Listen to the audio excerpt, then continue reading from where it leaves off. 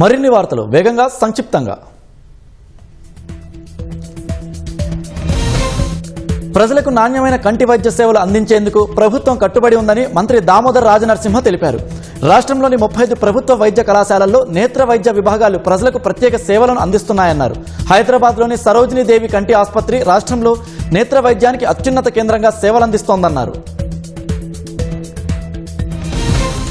న్యాయం కోసం పోలీస్ స్టేషన్కు వచ్చిన మహిళతో అనుచిత సంబంధం పెట్టుకుని ఆపై బెదిరింపులకు పాల్పడిన సీఐ శ్రీనివాసులు రెడ్డిని హైదరాబాద్ సిపి సజ్జనార్ సస్పెండ్ చేశారు.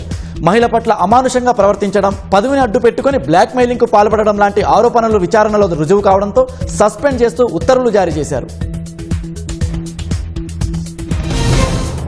తల్లి మందలించడంతో మనస్తాపానికి గురై ఇంటి నుంచి వెళ్లిపోయిన 3 బాలికలను హైదరాబాద్ మైలార్దేవ్ వల్ల పోలీసులు సాంకేతిక ఆధారంగా గుర్తించి తల్లిదండ్రులకు అప్పగించారు. ఈ నెల 25న తల్లి ఫిర్యాదుతో పోలీసులు సీసీటీవీ సాంకేతికత ఆధారంగా మధ్యప్రదేశ్లోని బీనా రైల్వే స్టేషన్లో 3 బాలికలను సురక్షితంగా గుర్తించి అదుపులోకి తీసుకున్నారు. సంపన్నుల ఆడపిల్లల ట్రాప్ కేసు నిందితుడు పవన్ అలియాస్ తరుణ్ను బంజారాహిల్స్ పోలీసులు రిమాండ్కు తరలించారు. తన ఫోటోలను ఇన్స్టాలో పోస్ట్ చేస్తూ యువతులను ఆకర్షించి ప్రేమ పెళ్లి పేరుతో లోబరుచుకుంటూ డబ్బు వసూలు చేయసాగాడు. 5 యువతులను ట్రాప్ చేయగా ఓ బాలికిచ్చిన ఫిర్యాదుతో నిందితుడిపై పోక్సో కేసు నమోదు చేశారు. గచ్చిబౌలి పోలీస్ స్టేషన్ పరిధిలో ఔటర్ రింగ్ రోడ్డుపై రోడ్డు ప్రమాదం చోటు చేసుకుంది.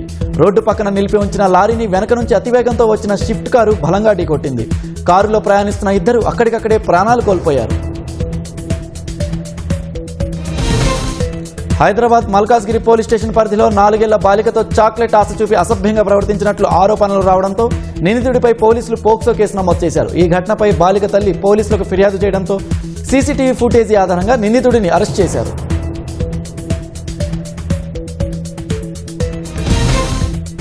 మెహదీపట్నం పోలీస్ స్టేషన్ పరిధిలోని గోల్కొండ జోన్ డీసీపీ కార్యాలయం సమీపంలో ఆటోలో ఓ వ్యక్తి మృతదేహం లభ్యమైంది. మృతుడు మహమ్మద్ షబ్బీర్ పాషాగా పోలీసులు గుర్తించారు. పోలీసులు మృతదేహాన్ని ఉస్మానియాకు తరలించారు. మృతికి గల కారణాలపై కేసు నమోదు చేసి దర్యాప్తు చేపట్టారు.